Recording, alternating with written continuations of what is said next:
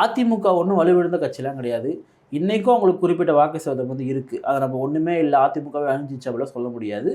அவங்க நிச்சயமாக வெற்றி பெறுவதற்கான வாய்ப்புகள் வந்து இருக்குது. ஜெயலலிதா அம்மையாருக்கு பிறகு வந்துட்டு அதிமுக அந்த மாதிரியான ஒரு பலம் இல்லாமல் தானே இருக்குது இப்போ. இல்லையே, நீங்கள் எடுத்து பாருங்கள், நீங்கள் வாக்கு சதவீதம் வந்து பெரிய அளவில் குறையிலையே. இங்கே என்னென்னா தமிழ்நாட்டில் தொடர் வெற்றி வந்து திரு ஸ்டாலின் அவர்கள் பெறுவதற்கு முக்கியமான காரணம் 2. ஒன்று, பாஜக ஆர்எஸ்எஸ் அப்படின்ற ஒரு போலி பிரச்சாரத்தை தமிழ்நாட்டில் முன்வைத்து வெற்றி பெறுறாங்க. அதே போல் கூட்டணி கட்சிகளை ஏமாற்றி வெற்றி பெற்றிருக்காங்க. அண்ணன் திருமா போன பாராளுமன்ற தொகுதியில் 3 சீட்டும் கொடுங்க, எப்படியாவது நீங்கள் கொடுங்கன்னு சொல்லிட்டு அவ்வளோ கேட்குறாரு. உங்களுக்கு மனம் இல்லை.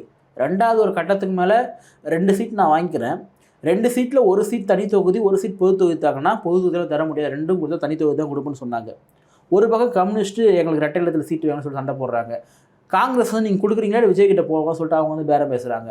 இன்றைக்கி எல்லாருமே வந்து சீட்டுகளை வந்து அதிகரித்து கேட்குறாங்க. ஆனால் நான் திருப்பியும் சொல்கிறேன், இவங்க யாரும் வெளியே போக மாட்டாங்க.